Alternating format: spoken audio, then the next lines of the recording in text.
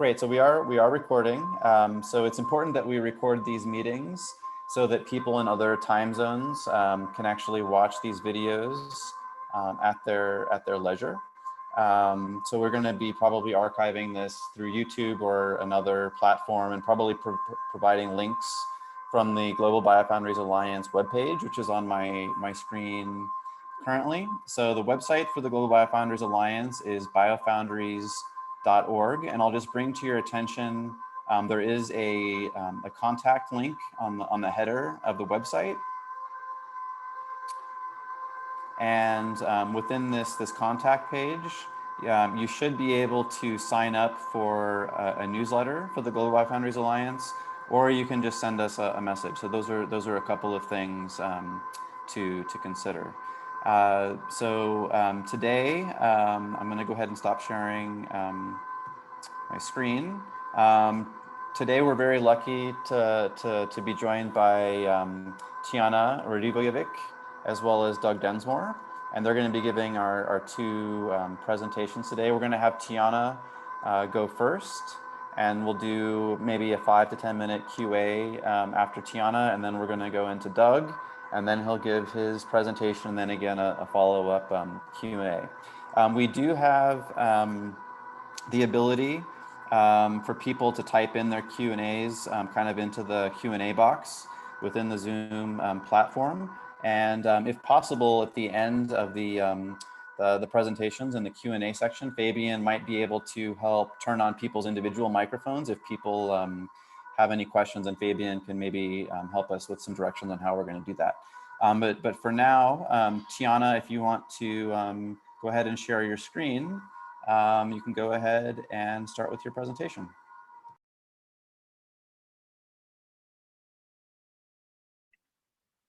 All right.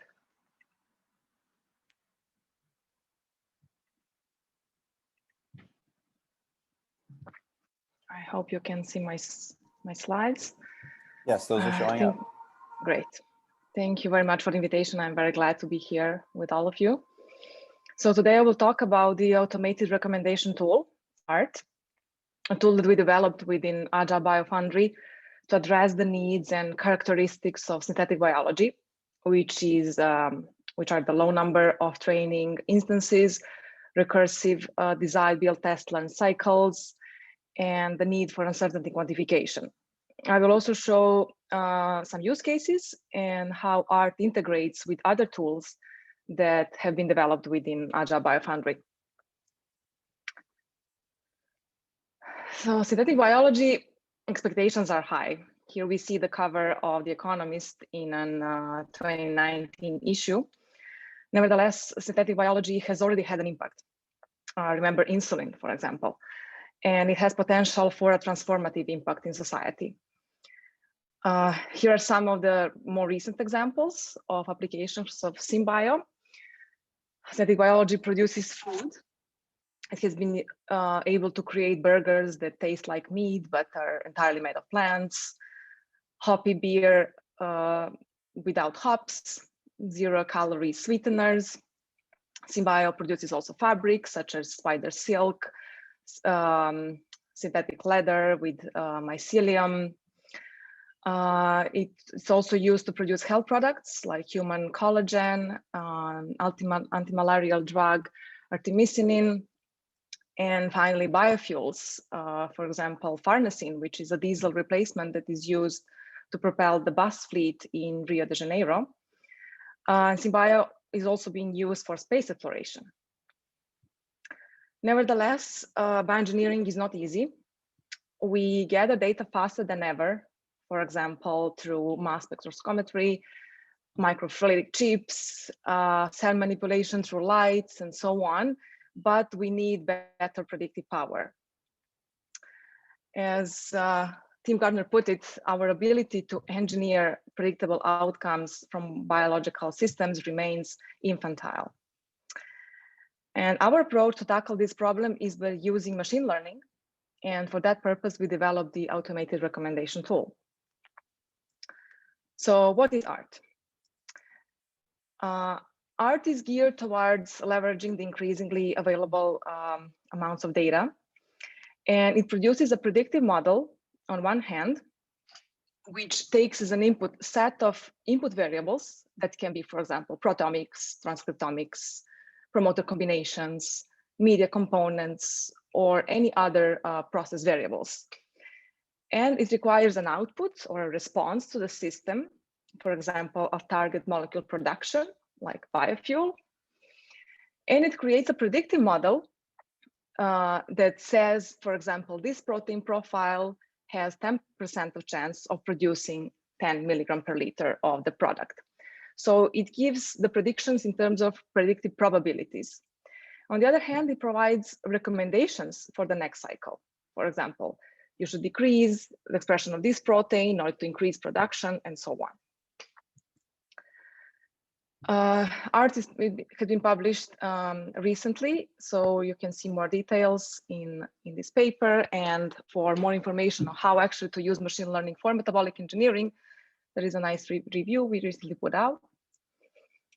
And here is an example of how art bridges the learn and design phases of the DBTL cycle within Agile BioFoundry.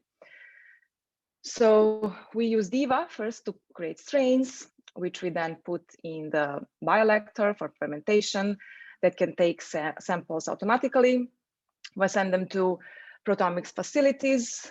They give us the data, which we collect and store into our experiment data depot.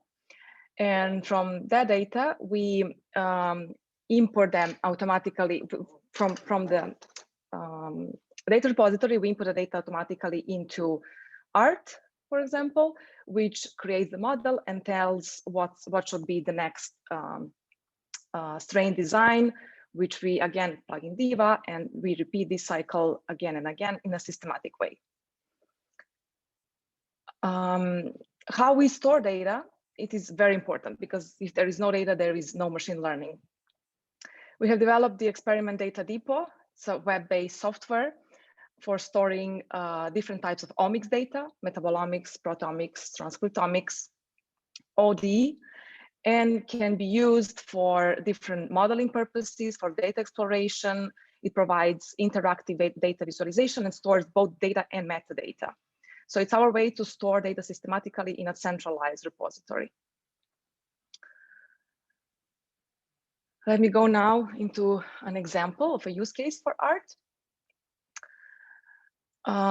In this study, we try to optimize the complexly regulated aromatic amino acid pathway that produces tryptophan in baker's yeast, Saccharomyces cerevisiae. Tryptophan is a molecule of interest because it is essential in humans. The body cannot synthesize it. It is also a biochemical precursor to serotonin, melatonin, and vitamin B3. This study has been done in collaboration with Joint Bioenergy Institute, Center for Biosustainability in Denmark, and the Celagen from San Francisco, and we published the results recently in this paper. So what we did, first we were looking at the pathway designs all the way from glucose to tryptophan, and we were interested in which promoters to use for tryptophan production. So we would like to be able to modify all the promoters of all of the reactions, but since we are limited by the amount of promoters that we can use, what we did was to leverage mechanistic genome scale models, and we use flux variability analysis to rank and select 5 reactions or genes that will have the most impact in the final yield. So after identifying these 5 reactions, the strategy evolved 4 steps. So first, we removed the feedback regulation of tryptophan and created a biosensor that fluoresces given the amount of tryptophan. So this biosensor was ultimately used to phenotypically characterize tryptophan flux in a high throughput fashion. So we use the rate of GFP signal as the proxy for tryptophan productivity. We then used CRISPR to integrate the promoters and genes on the genome. So for each of the 5 genes, we had 6 options for promoters, which gives total of about 7,800 possible genotypes. These promoters were replaced in a random way. So we created a library. We grew those strains in 96 well plates and measure the growth, OD, and GFP. And we sequenced them to identify the genome for each specific instance. And finally, using ART, we try to figure out what are the combinations of promoters that will increase the production. As this is biology, things don't work always as expected. So the number of samples to be used by ART was limited by a variety of different errors in the process. So we had around 1,700 samples, but consisting of 81 time points. However, for some of them, we didn't have the complete genotype informations. The PCRs didn't work. For some of them, the assembly failed. Some samples didn't grow enough. For some, we couldn't cure the plasmid out. Some samples didn't come from a single population. And all these errors resulted in about 250 genotypes, which cover about 3.2% of all possible genotypes in the space. However, looking at the library, we realized that most promoters were well represented in the sample, which was good news. And replicates were in very good agreement, indicating that the excellent data quality. So this was a very good data set, and that is a prerequisite for making machine learning work.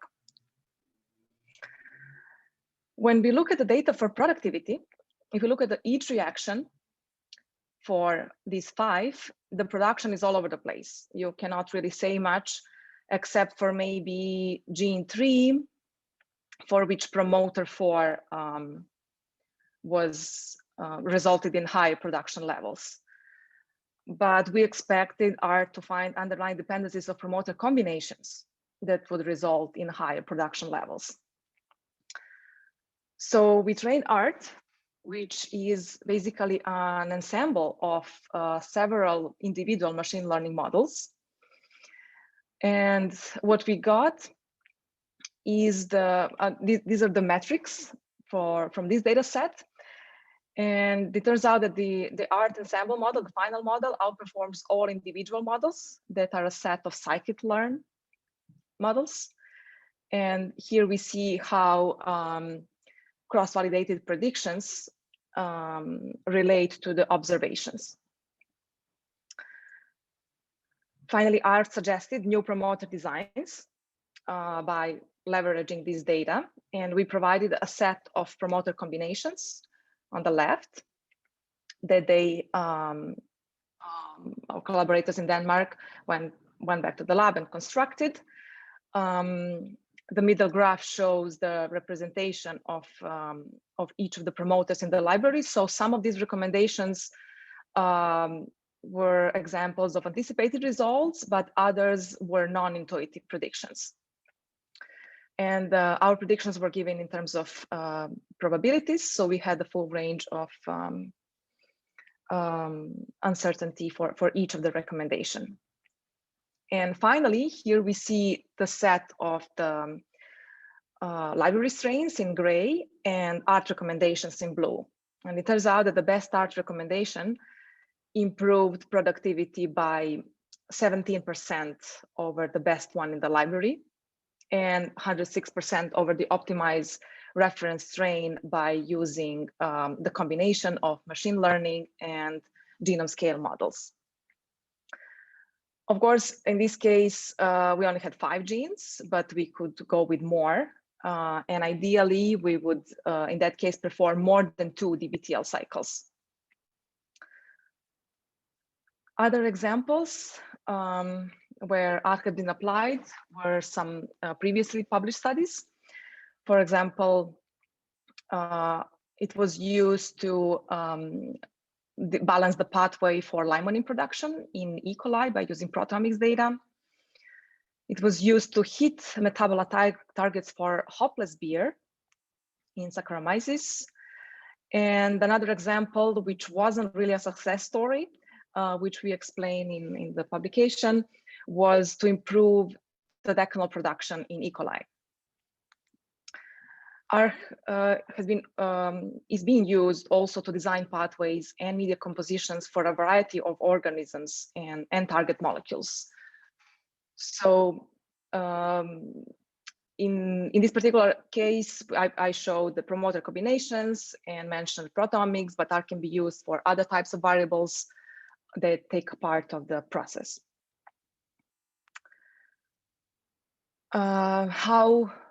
How we could use art?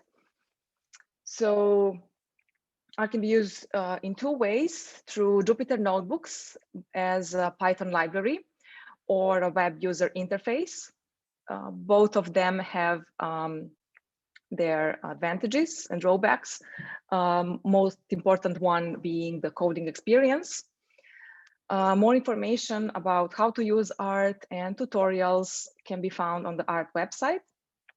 But I would like to point out that that there is a free non-commercial use for academic institutions, but users should create an account at the art.agilebiofoundry.org web user interface.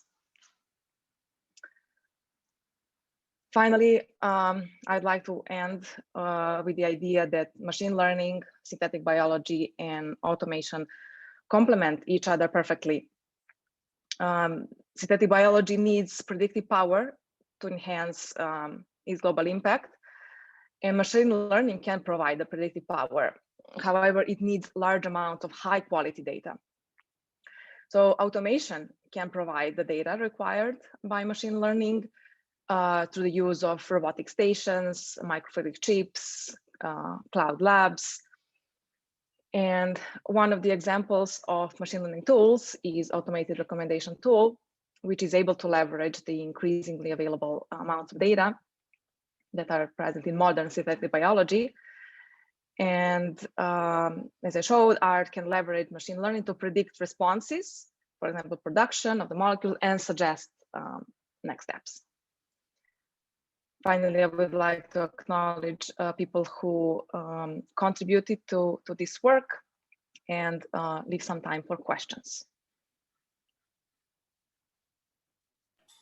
All right, thanks, Tijana. And I guess one thing is Maciek typed in a question to the Q&A panel. Maciek, do you want to just ask your question live? If so, and Fabian, you can correct me if I'm wrong, but Maciek, if you raise your hand, then I probably can more easily find you in the attendees, and then I can unmute you, I think. Yep, so let me see if I can unmute. Yes, that's correct. If anyone raises their hand, you're able to see them at the top of the list. Okay, and I guess Maciek, you're unmuted, so you can talk. You can just ask your question. Yes, can you hear me? Yes. Yes. Perfect. Hi. Yes, I was interested because you're saying art can recommend which promoter part exactly to use. And I was wondering, because the promoter parts are only as good as the sequence that stands behind them. And I was wondering if by representing the sequence in a specific way, could you recommend also the specific sequences and how to change them instead of just recommending parts to put there? Yes, that is possible, with the caveat that we would need larger amounts of data, because in that case we would need to know base pairs for each of the position in the promoter sequence. Mm-hmm. So in this case, we had a case of categorical variables. So one of those 6 promoters for each of the genes. So we had 30 promoters in total. So there were 30 variables present, whereas in the case of sequences, you will have much longer input vectors. And for dealing with those high dimensional data, you would need larger data sets. But absolutely, this tool would be able to work with those. Okay, perfect. That's great to know. And yes, of course, experimental space grows exponentially with the number of base pairs that you have to recommend. But yeah, okay, thank you. That's all that I wanted to know. Thanks. Thanks, Maciek. And then the next question we have from Krishna. Krishna, I unmuted you. I think you can go ahead if you'd like. Right, thank you. So Tijana, great talk. I really enjoyed listening to your talk and also reading the papers. And one of the questions I have is around the library size, right? Because you started with about 1700 and it got whittled down to almost half that number. And the question I have is, Third. third, yeah, exactly. So the question is, how much of a library size what's the minimum library size do you need? Can you, when you did the cross validation, did you do a scenario where you decrease the library size and saw, how much can you push the library from which you can actually learn from? Can you actually do it for less than 500 or 300 samples? Very good question that we get very often. So the answer goes, it depends on the problem. It depends on the difficulty of the problem, because for some problems, the response surface is very smooth, so you can easily go to the solution. Depends on the number of input variables, so how large is your input space. In this particular example, we did have 250 finally genotypes. However, in the paper, we have a plot where we show the dependency on how the accuracy improves by adding more data. And in this particular example, we learned that already about 100, we could achieve almost the same accuracy as with the full data set, 250. But this is something that cannot be known in advance. You would need to do some prior exploration, at least, to realize what would be the size. So it always depends on the difficulty of the problem, on some hidden variables, on the size of your input space. But yeah, basically, we try to follow, for studies that we have at hand, we try to address this question of, could we have achieved the same accuracy with smaller data sets? Thank you. All right, thanks for that question, Krishna. Now I am going to go to Rasmus Jensen, who had another question for you. Hey, I think you kind of, Rasmus Jensen here from Lancet. I think you kind of answered the first part of my question, as in with what I expected, as it depends. I was wondering whether you could comment on what you saw, if you've seen some good correlations between wells and actual fermentations, and how you would go about figuring that out. As in, have you seen a real good correlation, or is that a separate step of optimization? Excuse me, can you say again, correlation between? Well plates and fermentations. To be frank, we haven't investigated that question in this particular study, as far as I'm aware.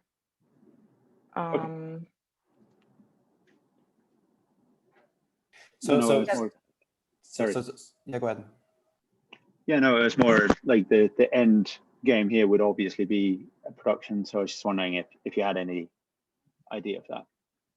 Yeah, well, the model definitely assumes that there were no differences between from batch to batch, from plate to plate, from the person who was preparing experiments on a separate day. So we could have taken these factors into account, but it wasn't done in this particular study. All right. So you okay. Thanks, Rasmus. And I'm just going to reframe the question a little bit, Tijana. So let's say it's kind of like the input variables you had, like the strain used and the production in a multi-well plate. And then what you're trying to predict is its production in like a bioreactor. So if you had that type of data, could you use ART to predict, given kind of new strains in a microtiter plate, how well they're going to produce in a bioreactor? Could you use ART for something like that if you had the data? I'm not sure I completely understand the setup. If we would be, as long as we define the same input space, so the variables that we would like to control, so different strains, different conditions, and we are optimizing the same variable, in this case, response productivity in the bioreactor. Okay, so is the question fermentations outside the bioreactor? And So maybe maybe I'm just kind of not changing Rasmus's question, but the question would be, can we predict the scale-up process? So if we can do experiments very easily in a microtiter plate, but we really are more interested in their production in a bioreactor, can you actually do a prediction there? And I think maybe part of Rasmus's question is, how well do those types of experiments correlate? Okay, How I well see. can you predict them? I see. This is something to investigate. It depends on the process itself, how well it scales on its own. If the scaling is properly, then the model can be applied. If the process is changed, then we cannot rely on the model to predict. However, the models themselves do not provide accurate predictions. What they provide are the directions to go. For example, the exact levels that we predicted for tryptophan were not matched. However, the set of recommendations that was predicted to improve finally proved to provide improved productivity in tryptophan, but the levels themselves were not achieved exactly. So the goal of this tool is to do multiple DBTL cycles and to guide us towards directions in which areas of the input space we should go and explore this in the next step. All right, thank you. Thanks, Tijana. Any other questions for Tijana? Feel free to type them into the Q&A or to just raise your hand and I can try to unmute you.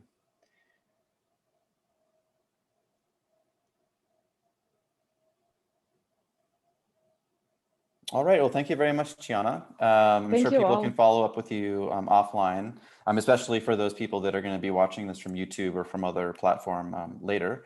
All right, so great. And then we're going to move on to Doug. So Doug, you can go ahead and share your screen.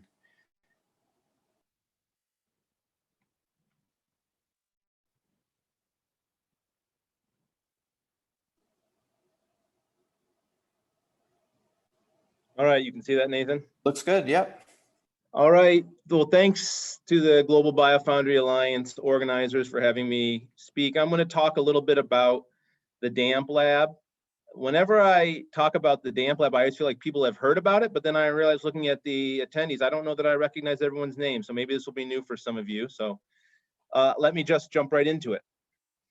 So I run a lab at Boston University called CIDR, or the Cross-Disciplinary Integration Design Automation Research. And the idea is that this lab would take my background, which is computer and electrical engineering, and apply techniques from that field to scale up biology. So these are tools that would think about how we can do things like specify designs, then go ahead, design them, build them, test them, the same kind of design, build, test cycle, but I add an additional specification layer. And so what's shown on the left is I've made tools academically like Cello and Eugene, which take high-level specifications and either constrain them in a variety of ways or compile them to DNA sequences. Then tools like Raven that then assembly plan them. And then tools like Puppeteer that then provide mechanisms for liquid handling robots to operate on those designs, or this whole tool set called Fluidics, which make microfluidics. And we're going to put these all together. The idea being someone like me, who's a computer or electrical engineer, doesn't really want to run a lab. So really, I just want to do this and then have someone else make it. So I kind of want to send it to the cloud. I want to say, okay, this is design, someone else make it, someone else analyze it, et cetera. And there have been companies that think about these kinds of things like Transcriptic, which is now Stratios, Emerald Cloud, et cetera. But the idea is what would an academic version of that look like? And that's what the DAMP lab is. The DAMP lab is the academic cloud lab that complements my research effort. So it's a lab that I end up running, but the goal is long-term for it to be an independent organization. And in the context of this conversation, an independent member of the Global Biofoundry Alliance. And it not only does the experimental protocols that automate the biology that I showed on the left, but it also fabricates microfluidics, which can be the platform for many of these experiments. So that's what I'm gonna tell you about today. These are pictures of the newly created Rajan Kilachan Center for Integrated Life Science and Engineering. It doesn't look correct now because it's snowy outside, but this is what it kind of looks like. And there is a biological design center on the 4th and 5th floor there. This is kind of the floor plan. The DAMP lab has a couple sections. So it has a traditional experimental kind of bay-based rows of molecular biology equipment stations. That's called the DAMP lab North. And then the south side of the building is the DAMP lab South. Now that's kind of a misnomer because I'll talk about later, this has actually become the BU clinical testing lab this year and probably bits of 2022. BU does COVID testing with the lab, and I'll talk about that. So we have a decent amount of square footage, and it's going to grow, and we also have space for the microfluidics. So the idea is the DAMP lab is going to do a couple things, that it has a research vision, that what it does want to do, unlike perhaps a commercial cloud lab, it does want to think about developing new techniques, new protocols, thinking how microfluidics can be applied. So, and it'll do this through a series of internal, external collaborations and do research both in synthetic biology and microfluidics. But then it also needs to provide services. So what I'm going to talk about is it's become a core facility. So in order to support itself financially, as well as provide kind of a proof of principle of many of its activities, it provides services. So it says to both internal and external people, if you want to make use of the DAMP lab, you can do that either on a per service basis, or you can also do this on kind of a larger collaborative basis. And it provides that for microfluidic services and for synthetic biology services. And the focus really is on being automated, reproducing, doing standards, high throughput, et cetera. All the things I suspect most of the people on this call are excited to do. So again, if you were to go to the BU, the Boston University Charles River campus, you would look at the actual services that are provided by core facilities. You would find the DAMP lab. You could click on that link and you would see all the services that we provide, along with potential costs. I believe most of these costs are for internal folks. So there's an external rate as well, but these are the internal rates. And then we're also a member of the International Gene Synthesis Consortia. I'll talk a little bit about that, but that is for any number of reasons, but not the least of which is we want to also start to think about how we can provide mechanisms to ensure that this is done safely and responsibly. So just a little overview of some of the services. If you were to go to DAMP Lab website, you'd see these little cutesy cartoons, but they kind of outline the kinds of things we do. We provide different services for different robotic platforms. We provide different cloning techniques, a variety of these, anything from, gel purifications, mRNA enrichment, different assembly technologies, the kinds of things you would expect a laboratory to do. We also do some fluorescence-based assays. We do storage, so people that might want to use this as a storage, depending on if you're limited for those types of things, we can do that. And then we also provide some transcriptomics work as well. So we're expanding that. Those are the classes and flavors of services that we would provide. And we're looking to expand that. And I'll talk a little bit about how people in the GBA could help us expand that in 2021 and beyond, and how we would love to be able to prototype services with folks to make them available long-term for their research groups. So an example of one of the flows that might happen is someone would sit down outside of the DAMP lab perhaps and use a tool like Cello. So again, many of you may know what Cello is, but it's something that takes an input language called Verilog. It's something that's very familiar to the electrical engineering community. It then converts that to a genetic circuit. And then what will happen is it'll go through a series of tools, planning tools, that say, how would we want to actually assemble that? And those individual assembly operations are protocols.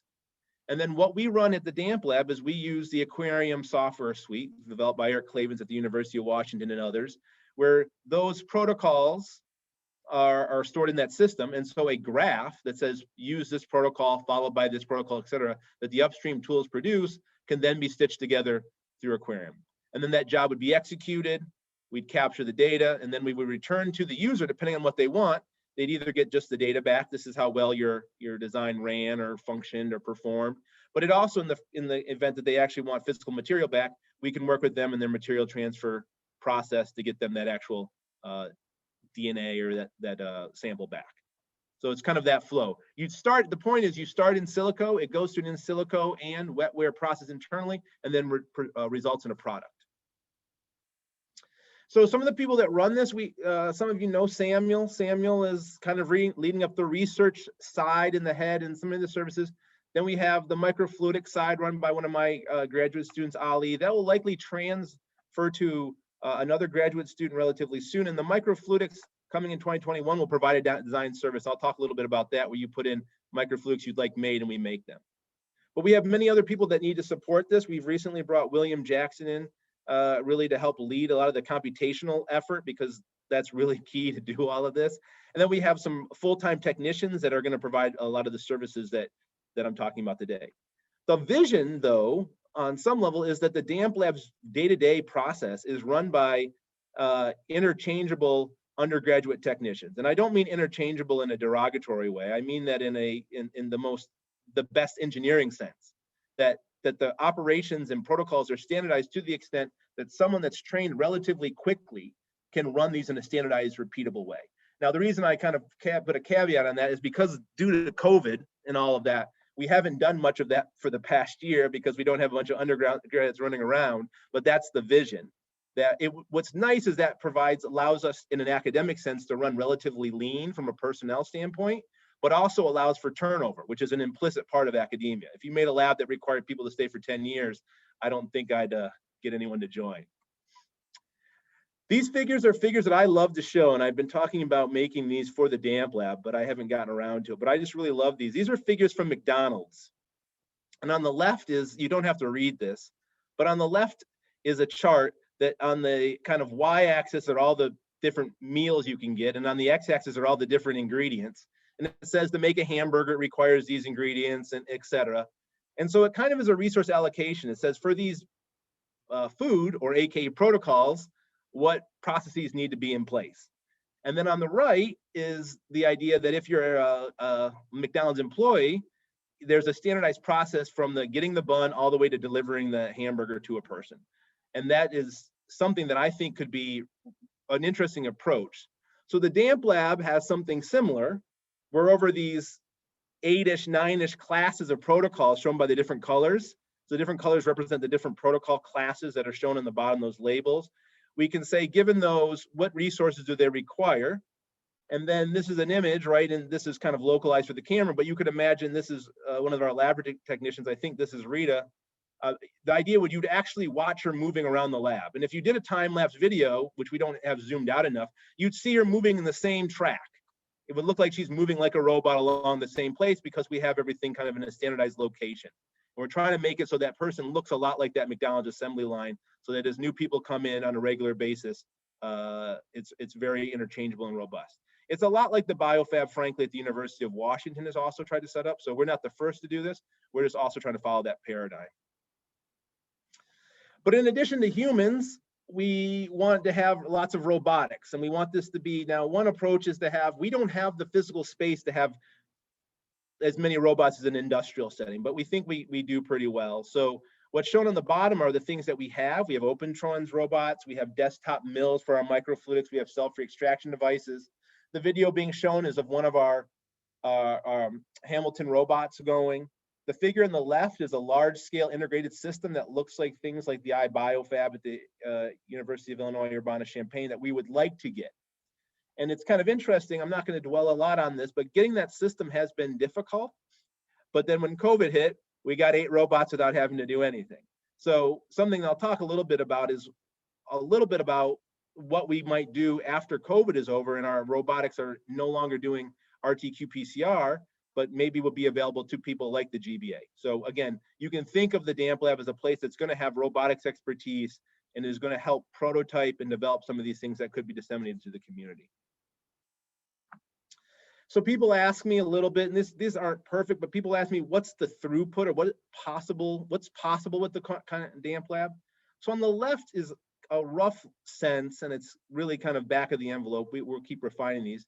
But if you said, what's our throughput from an OT2 or a Hamilton? In 24 hours, we could do roughly 6,000 transformations with the numbers of OT robots we have from Opentrons. Hamilton, 12.5 thousand. Again, there's manual intervention. Someone would need to run some of this, but this is potentially what could be done. We could, with the OT, upwards of 60,000 fragments, upward of 125,000 fragments with the robots. So again, it gives us the ability to start thinking about what we might do if we had that throughput. And this is something that's been a challenge for me, is to explain to a lot of biologists, well, what would you do with that scale up?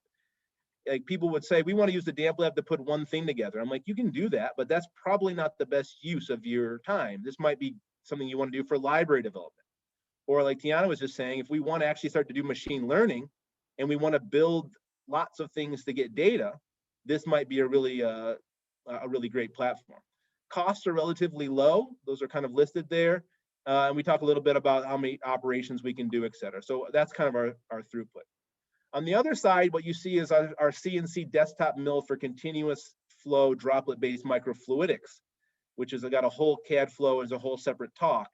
But again, what we can do is this, what's shown is the desktop milled microfluidics, the DMM, versus a soft lithography process. So if you were to build this with soft lithography, you might be looking at 70-ish thousands of dollars, whereas the equipment that we run is less than 4,000 for these desktop mill machines. And we can make your microfluidics for less than $10. And some of the chips are around $1, $2. And you kind of see the feature size. Now, if you need extremely small feature sizes, these aren't appropriate, but for much of the work we want to do, these work just fine. And again, they get turned out relatively quickly. And so again, what I'm hinting at is we're going to be making a service where you can go online, request a device be made, a microfluidic device, and either have that be run as part of your design at BU or get it sent to you. So this is hot off right off the presses, courtesy of, as I mentioned, William working on a lot of the computational work. This is kind of a dashboard. This is a real dashboard. This is not just mocked up for this talk, but it's actually running computationally, where you can log into the DAMP lab and you can see which projects are currently running. You can see which tasks are scheduled. I didn't tell them to put the little picture of Tijana in the corner. That just happened. So it's got a Twitter feed to see what kind of things are coming up related to the lab. It shows what the status is of the robots and all of that. And so we're really building that infrastructure so you can log in and see what's going on, and you can actually see where your task is queued. You can't read this, but the idea is being that there would also become metrics. This is related to cost. So we're going to be able to track the average cost per operation, inventory, reagent, sample use, so we can kind of do predictions for inventory management. But then what we're also doing is part of the IGSC and other things is providing some biosecurity services. Again, what this is saying in a small font, but you can upload potential services and we can run our own computational tools to do scans on them. And this can also run in the background. So we can provide some other services that people might not have. So we can, the point being, this is one computational service, but we might also provide others where the DAMP lab is doing that, not my research group. So the DAMP lab itself might provide computational services. So again, just some examples of some of the projects we're doing. So there's an NSF program called the Expeditions in Computing. I was fortunate to lead one of those. It's coming to an end this year actually, but it's called the Living Computing Project. The idea of the Living Computing Project is that we want to make digital, analog, memory, and communication-based computational models in biology. So again, think of a logic gate in E. coli. In the case, what's shown here is that we are trying to make a sequential logic element. So instead of a NOR, an AND, we want to make a memory element. It's called an SR latch. It's basically a feedback loop within logic gates that allows that if it's set, it remembers that it's been set. It's going to be an important kind of element for us doing certain systems going forward. And it's composed of different pieces of DNA put together using a MoClo, this type 2S restriction endonuclease assembly technology that we've developed. And so what we have on the right is the aquarium protocol that's required to put some of these together. So just to put together one SR latch, you can see it's a relatively, what at a first glance looks to be a relatively complex procedure. But we're able to do this with what's shown on the right in red in about 2 to 3 weeks for this, with about 1 undergrad student and really little supervision. That's the vision. So again, we've captured this process of doing level 0, level 1, and then putting multiple level 1 fragments together to make the SR latch with a series of aquarium protocols that we can execute with that kind of McDonald's-esque assembly line. So we're doing that. And then work that Elijah, one of the experimental technicians that I mentioned, is doing is then building up a very large library of these SR latches, going from making a single one to making many of them. And then these become fragments and parts that the computational tools can use to design circuits. Research groups can use them. We can archive and store them. And it kind of vets that our automation process. So he's doing this using kind of that automated but yet manual process. And then what he'll be doing next is transferring these protocols to be able to be run on our robotic platforms. So they'll be available. And then what we also do is transfer some of these, the actual execution of these circuits to executing in microfluidic environments, which is a whole nother talk, but we're making them amenable to be done kind of traditionally when plated, but also in microfluidic environments. The other thing we do, in addition to like kind of cloning and circuit building potentially, is doing things like RNA-seq. So Mo Khalil, who's a professor at BU, said, I want to make use of this service. So he's wanted to go through and did 22 samples to do RNA-seq with. Again, it's a series of potential aquarium protocols in process. And the idea is, again, to be able to get a student to be able to carry this out, go through a standardized process, and then us to compartmentalize it and offer it to the community. So I don't know if many of you have heard of coronavirus. It's something that's big in the news right now. I don't know anyone in the world who's not affected by it. But the idea was, well, testing wasn't going so well and probably still could use lots of improvement. So BU, for any number of reasons, wanted to open back up. So when this all hit, last, I guess, a year ago almost, we kind of partially went in, we kind of had halfway classes last spring. Then the summer, we figured out, hey, we need to get going for the fall. What are we going to do? And we decided that we were going to have students come back in the fall of 2020. But the only way that was possible was for us to test roughly 5,000 staff, students, and faculty a day. So we needed to test 5,000 people a day. And they thought, well, where can we do this? What lab is interested in robots and whatever? And I said, well, that's what my lab does. Just let us know and we'll get the one robot here and we'll go. And then when we went through the process, we realized, well, no, it's not one robot. It's 8 robots, 5 Quant Studio Flex qPCR machines, 30 some full-time staff working in multiple 7-hour shifts to do this. And there's, I don't know, there's 4 or 5, I've lost track of the number of collection sites, and a huge effort to do that. And so you guys can find out more at the URL in the middle of this slide, but that's what we're doing. And there's a whole process where people go through the steps shown on the right, these testing facilities, and then get the results back in 24 hours, even faster than that in most cases. And so the video in the upper left is kind of showing what happened to the lab. That was the lab. And then relatively quickly, they started to move everything out and get all of these robots in place. And again, I joke all the time that all it took was a global pandemic for me to get my robots. So if for all the conspiracy theorists out there, you know, I was really thinking about why I wanted the robots. Well, this is a way for me to get them. So, but all jokes aside, this is really an interesting time, because what it's really doing is it's really helping the public understand the need for us to do high throughput, reproducible biology quickly and effectively, and how that can affect the whole world. And so the labs has gotten up to speed, and you can see in the upper right, again, we're doing RT-qPCR. There's a manual sample collection process that then goes through an inactivation in a warm bead bath, because we don't want to wash labels off of tubes and things like that. So the sample gets inactivated, but then it goes through an automated step that involves 3 robotic stations and then going to qPCR. So there's a process of getting the sample actually put into the right form factor, then doing an RNA extraction with magnetic beads, then adding a qPCR prep mix, and then running qPCR. It looks a little bit like this, where the samples come in individual tubes, they're scanned, they come in, then we end up taking those tubes and getting them put into 96 sample tubes, getting those put into an RNA extraction process in deep well plates, then putting in a qPCR prep process in standard kind of 96 well plates, and then turning those into 384 well plates for qPCR. And again, given the number of robots, the number of samples we can process, we can do upwards of 6,000 tests a day. And so these are kind of stats. There's actually a dashboard you can go to at the URL, and you can see how BU's doing. Since July, we've done almost 600,000 tests.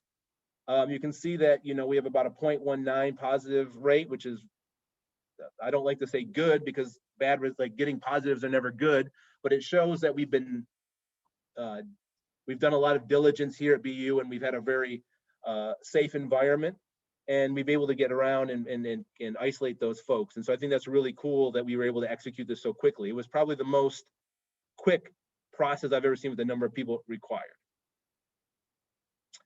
There have been some experimental challenges. I want to make sure I wrap up to stay on time, but there's lots of experimental challenges. There were challenges just getting the barcode heights to be the right, to be correct. Did we want to reuse tips?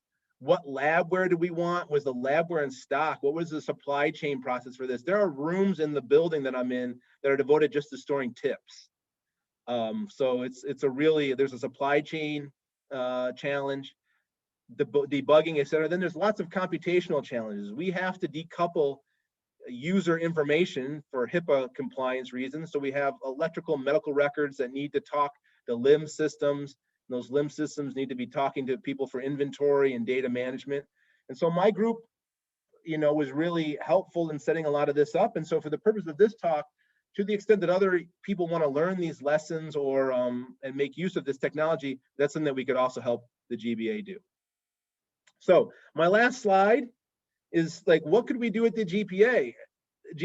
I'd love to interact more and think about what we could do. So one thing I really like to think about is really thinking about shared protocol representation. I know lots of folks on this call and others have thought about that. We're in the process of evaluating what we're going to continue to do with Aquarium and what we might do outside of it. We'd love to think about how to represent everything in a shared protocol and how to store it and how to promote it. I would love that there is like the GBA group shared protocol repository that we have where they've been vetted, which equipment this works for, what experiments have been run, and for us as a group to really come together and share and disseminate these protocols in an electronic and formalized way, not snapshots of people's notebooks, but really in an electronically transmittable format. We love to do pilot projects. We're about to kick off a collaboration with BSAF, with Paul, about pooled COVID testing. And I put question marks there. So if you want to try to figure out an associated pilot project or collaborate with us, please do so. I'd love to push the tool ecosystem. I've mentioned Aquarium. Some of you know of SymBio Hub.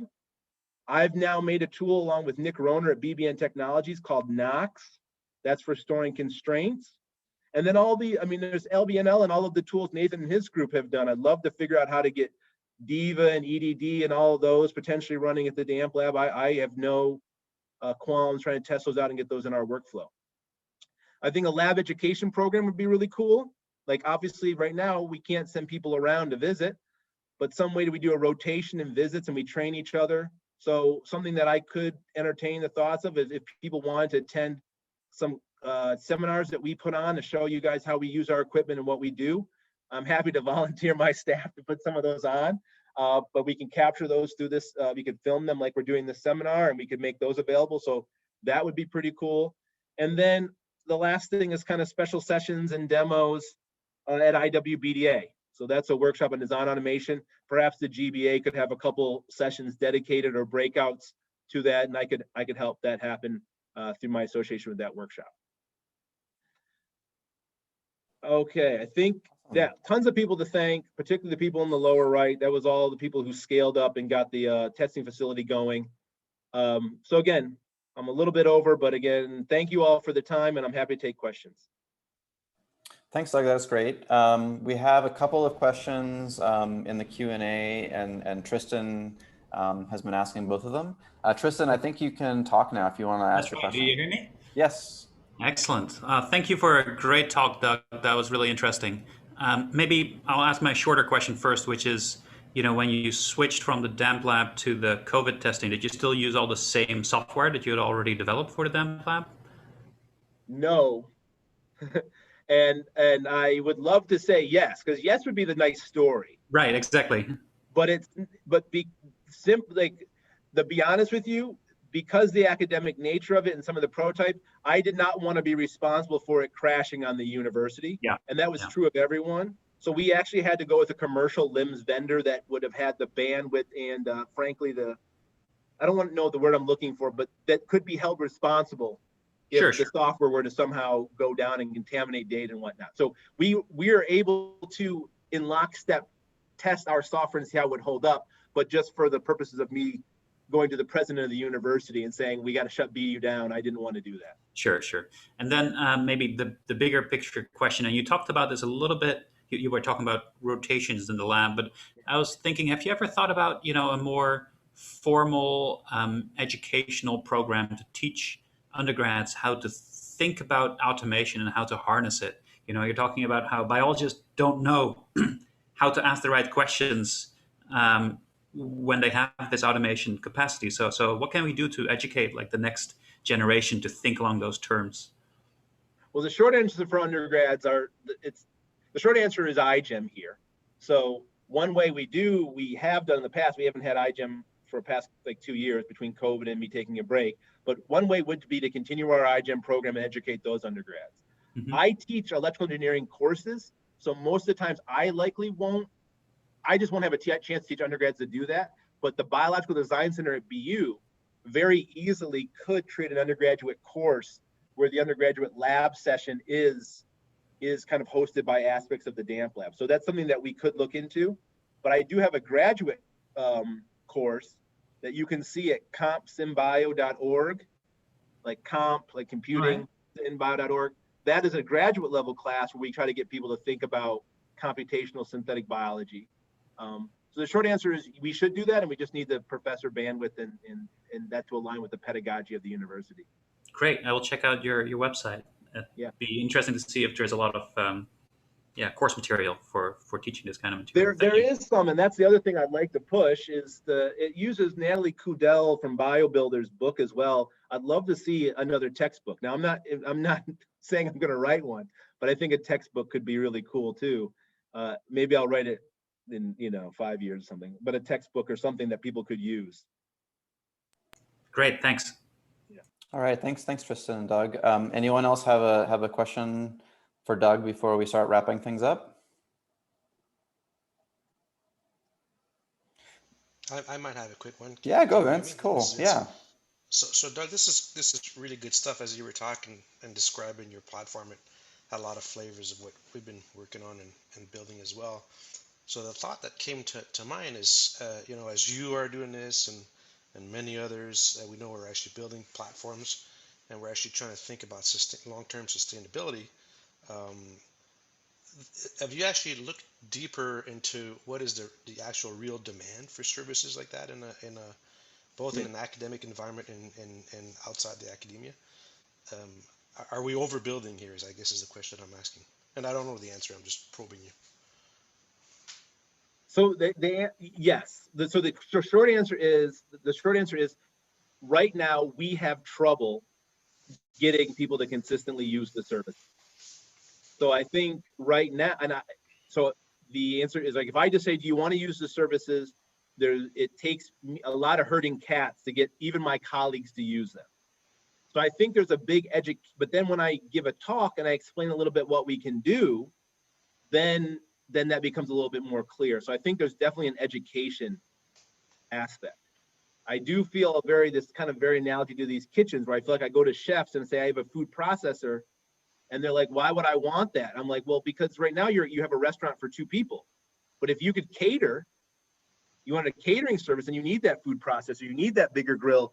What would it be if you were to open up your testing to a larger platform? And so it is an education problem. Right now, I think I have trouble keeping the pipeline full. And I think there's kind of an education piece. And then there's also in academia, there's a publication culture where the experimental secret sauce is part of the publication fanciness. Right. And so saying that you then did your experiments in a standardized way at a lab doesn't have the sexiness that you had thousands of grad student hours to pull off this chart. So I think we need to work a little bit on breaking that aspect of the culture and just educating people. I think it's inevitable that this will happen. And I think the silver lining, so to speak, with the COVID phenomena is that I think that there's going to be intense and increased effort, at least in the US, about how to make use of these kind of high throughput techniques after the pandemic. And I think that's where having this available would be really great. Are you looking a little bit, so Agile is doing this, but are you looking also to engage in startups, emerging companies and things of that nature? We all know that the startups always try to raise their first $10 million to buy nothing but robots and mass spec and everything else. So is this something that's in the books for you guys? So I have been fortunate that I'm involved in some startups. So for example, there are aspects of this automation technology and process that is in a company called Asimov. That's a mammalian biologic company that Chris Voigt and I spun out with Alec Nielsen and Raja Srinivas. So the way that this pipeline works kind of will start to make its way into that company, but that company is not going to expose it like a Transcriptic or an Emerald Cloud to say someone else can use it. So I think internally that what you might say is, here's some Foundry techniques in a box. Now individual labs spin this up internally, but I don't know about a market to make your own cloud lab, like again, Stratios has tried to do Transcriptic Emerald Cloud. No, no, I don't know. no. What I'm saying is trying to work with startups so that they don't have to Oh, establish so like work like a CRO kind of where, a little bit like that, right? So yeah, people would make use of the services. Yeah, I think that's possible. I think the big key there in the university setting is that we have to work a lot on IP. So people are very like, oh, I'm going to send something over, and now they're going to know what I'm up to, and you making having the legal mechanisms in place to say that that can't happen or shouldn't happen. So some of that would have to be worked on. right. So I think that Thanks. could be really neat. Yeah. Sorry to butt in. Doug, if you have time for just one more question, I think we'll need to wrap it up. Thomas Plachek, do you want to ask your question? You're muted, I think, but I think you can talk if you unmute yourself. Okay, I visited both the DAMP lab and Vince Martin's lab. With the DAMP lab, you guys are only working with E. coli. And my understanding is to get a project running, I have a number of end products that I'd love to make with synthetic biology, but I apparently need to know the metabolic pathway first, and I don't know how to develop knowledge about the metabolic pathway. So I can't get started. Yeah, the short answer, well, there is, yeah, I'm not, the short answer is we will only provide certain services right now. Maybe we'll expand them. We do have a certain set of organisms that we'd work with. We're moving to cell-free. We have BSL-2 space now that's kind of changed with this, and we could start to work with mammalian, but we are kind of limited in that space. And you're correct that to the extent that you would need other computational tools or pathway development, we may not be set up for all of that. So yeah, the pathway development is the area where I have a problem. I know the end product, but I don't know how to get to it metabolically. So maybe what I could suggest, Thomas, and this might just be a nice way of signing off. If you have a question like that, I'm sure somewhere in the world, a Global Biofoundry Alliance member could help you with metabolic pathway development. And I just giving our pitch for our own Biofoundry, Agile Biofoundry, we definitely do that all the time. So if people have questions like that, that's fantastic. You could just send that question to the Global Biofoundry Alliance and we can find a Biofoundry that would be suitable for that. But thanks for the question. Yeah, that's great. Thanks again a lot, Tijana and Doug, for being kind of like the first presenters in this webinar series. Thanks to Vince to hosting it with me, and thanks to Fabian for the support. We'll be looking forward to next month for the next webinar, so be on the lookout for that. And we'll also get this recording posted with a link to it off of the Global Biofoundries Alliance website. So Fabian, if you want to go ahead and stop recording, that would be great.